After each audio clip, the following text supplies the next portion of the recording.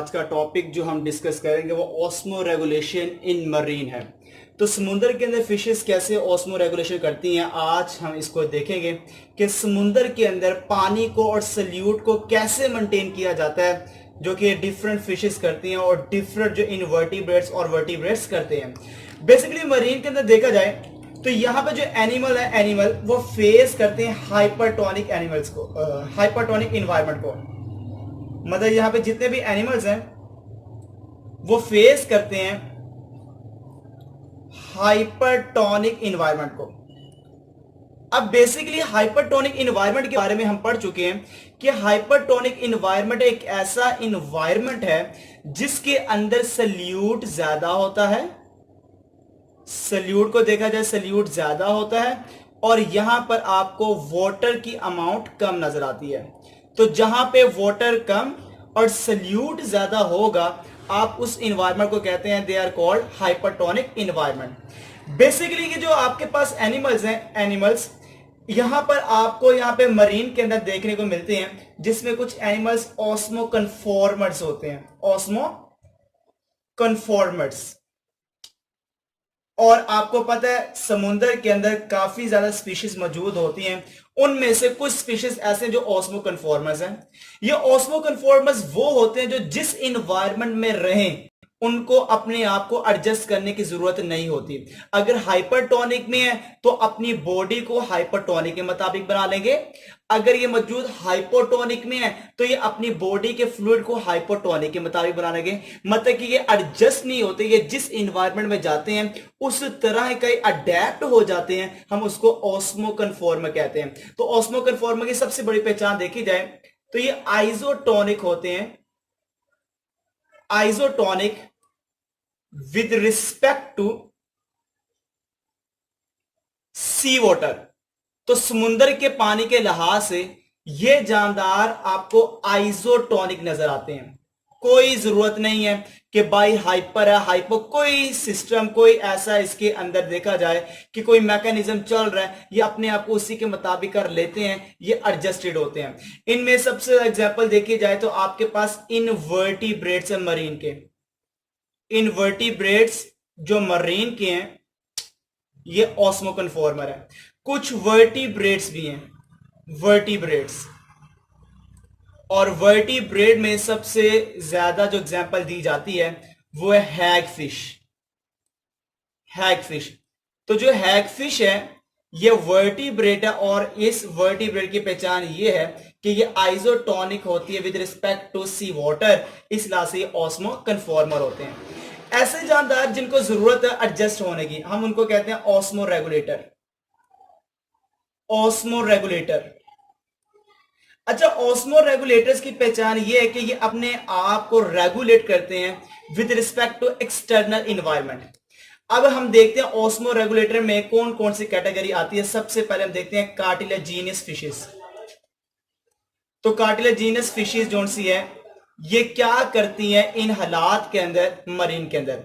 Marine के अंदर नमकियात बहुत ज्यादा है, इतना ज्यादा नमकियात है कि सल्यूट की अमाउंट बहुत ज्यादा है। अब सल्यूट की अमाउंट ज्यादा होने की वजह से ये सबसे पहले रिमूव करती है salt, removes of salt through kidney. ये किडनी से साल्ट को रिमूव करती है। किस शक्ल में? In the form of concentrated urine. तो कंसेंट्रेटेड यूरिन करके अपने अंदर से सॉल्ट्स को बाहर निकालती हैं कार्टिलेजिनियस फिशेस वगैरह। अगर देखें कार्टिलेजिनियस फिशेस क्या करती हैं, कैसे सॉल्ट को निकालती हैं, और कोई तरीकाकार नहीं है किडनी के अलावा, तो इनके पास और भी तरीकाकार है। ये एक्टिवली रिमूव करती हैं सॉल्ट को, एनर्जी लगाकर एक्टिवली रिमूव करती हैं, ये सॉल्ट को निकालती हैं। मगर कहां से निकालती हैं? Through gills. ये अपने गिल्स के जरिए से सॉल्ट्स को बाहर निकाल देती हैं, जिनका नाम है कार्टिलेजिनियस फिशेस वगैरह। अब कार्टिलेजिनियस फिशेस को देखा जाए तो इनके पास कुछ ग्लैंड्स होते हैं, कुछ ऑर्गन्स होते हैं जो सॉल्ट्स को बाहर निकालने के लिए बने हुए हैं। तो ये एक्टिवली रिमूव करते हैं सॉल्ट्स को, मगर किसके जरिए से? ये रिमूव करती हैं actively salts through rectal gland. तो ये रेक्टल ग्लैंड्स के जरिए से भी खारिज कर देती हैं सॉल्ट्स को एक्टिवली बाहर की तरफ। बेसिकली रेक्टल ग्लैंड होता क्या है, रेक्टल ग्लैंड किसको कहते हैं? बेसिकली रेक्टल ग्लैंड जो से ये ग्लैंड्स आपको नजर आते हैं present in the wall of rectum. ये रेक्टम की वॉल के पास ग्लैंड्स होते हैं। हमारी बुक्स में इसको ग्लैंड्स का साथ साथ इसको ऑर्गन भी कहा गया। तो अगर आप ऑर्गन कह रहे हैं, बेसिकली ग्लैंड्स होते हैं जो कि आपको रेक्टम की वॉल के साथ नजर आते हैं, जो कि सॉल्ट्स को रिलीज करने के लिए इनके पास होते हैं, जिसका नाम है ऑस्मो रेगुलेटर, जो कि कार्टिलेजिनियस फिशेस होती हैं। अगर कार्टिलेजिनियस फिशेस के अंदर एडेप्टेशन देखी जाए, कैसे सॉल्ट्स को निकालना है, कैसे सॉल्ट्स को निकालना है, तो मैंने आपको 3 बता दिए पॉइंट्स। एक किडनी के जरिए से मैंने बता दिया आपको पॉइंट, एक मैंने आपको गिल्स के जरिए से बता दिया, और एक मैंने रेक्टल ग्लैंड से बता दिया। अगर मैं कहता हूं बाहरी इन्वायरमेंट हाइपरटोनिक है और फिशेस के अंदर कौन सा होगा? हाइपोटोनिक। बाहर अगर हाइपर है तो अंदर क्या होगा? हाइपोटोनिक। अगर मिसाल के तौर पर मछलियां बाहर हाइपरटोनिक है, अंदर भी हाइपरटोनिक कंडीशन बना दे, तो फिर क्या होगा? बाहर भी हाइपर, अंदर भी हाइपर, तो बेटा फिर पानी या सोल्ट अंदर से बाहर नहीं जाएगा। तो मछलियों को अंदर हाइपरटोनिक बनाने के लिए ना कुछ सॉल्ट्स को जमा करना पड़ेगा। जब बॉडी के अंदर सॉल्ट जमा होगा ना, तो अंदर भी कौन सा एनवायरनमेंट बन जाएगा? हाइपरटोनिक। और हाइपरटोनिक बनने की वजह से अंदर से वाटर और सॉल्ट कोई चीज बाहर की तरफ एक्सचेंज नहीं होगी, क्योंकि अंदर भी क्या कंडीशन बना दी है? हाइपरटोनिक। तो वो कौन सा सॉल्ट होता है जो अंदर जमा कर लेती हैं और फिर अंदर से जमा करने के बाद वो ना सॉल्ट को ना वाटर को बाहर की तरफ रिमूव करती हैं? वो कौन सा सॉल्ट है? बहुत इंपॉर्टेंट पॉइंट बताने वाला हूं, इस टॉपिक का मेन निचोड़ बताने वाला हूं। वो सॉल्ट कौन सा होता है जिसकी वजह से वो अपने आप को अडेप्टेड कर लेती है इस एनवायरनमेंट के अंदर? तो देखा जाए सम फिशेस, कुछ कार्टिलेजिनस फिशेस रिटेन कर लेती हैं अपनी बॉडी के अंदर ऑफ यूरिया, मगर ये जो यूरिया अपनी बॉडी के अंदर करती हैं ये लो अमाउंट में करती हैं। लो अमाउंट में, ज्यादा अमाउंट नहीं होता बॉडी के अंदर, लो अमाउंट में कर लेती हैं। लो अमाउंट यूरिया तो रख लेते हैं। अगर यही यूरिया हाई अमाउंट में बॉडी के अंदर होगा तो क्या होगा? ये अगर हाई अमाउंट में होगा, हाई अमाउंट यूरिया, तो बेटा ये डैमेज करता है बॉडी टिश्यू को। तो ये डैमेज करेगा बॉडी टिश्यू को। अब देखा जाए तो इसका नुकसान भी है, और वो नुकसान क्या है? बॉडी टिश्यू डैमेज होने का नुकसान है इन फिशेस के अंदर। तो बेटा फिर क्या करना पड़ेगा इनको? अगर ये ज्यादा मौजूद है यूरिया, तो फिर क्या होगा? अगर यूरिया थोड़ा भी तो नुकसान तो है, तो कहता है यूरिया को इस नुकसान से बचाने के लिए इनको एक और केमिकल रखना पड़ता है जिस वजह से यूरिया इफेक्ट नहीं करता बॉडी के ऊपर, और उसका नाम है TMO। तो इन फिशेस के अंदर देखा जाए आल्सो रिटेन ऑफ TMO। अब ये केमिकल्स बेसिकली यूरिया के इफेक्ट को कम करने के लिए ये इनकी बॉडी के अंदर मौजूद होता है, और इस केमिकल का पूरा नाम है trimethyl amino oxide. Trimethyl amino oxide.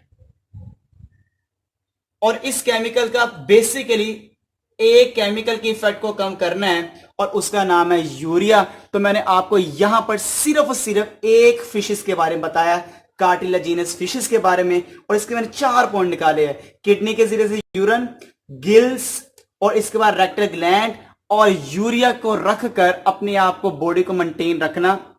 मगर यूरिया की इफेक्ट को कम करने के लिए क्या मौजूद होता है? इसके बाद TMO मौजूद होता है। ये ऑस्मो रेगुलेटर्स जो कि हमारे पास जो कि फिशेस नजर आती हैं वो है bony fishes. Bony fishes basically जो बोनी फिशेस है, बोनी फिशेस इनके जो एंसेस्टर हैं, अबाउ अजदाद, सबसे पहले बोनी फिशेस जहां पे देखी गई थी वो थी फ्रेश वाटर। फ्रेश वाटर, अब आपको पता है फ्रेश वाटर जो कि आपको सबसे पहले फिशेस, बोनी फिश नजर आई थी। अब इवोल्यूशन के बाद, इवोल्व होने के बाद, अब यही बोनी फिशेस आपको मरीन वाटर के अंदर भी नजर आती है, समुद्र के अंदर भी आपको नजर आती है।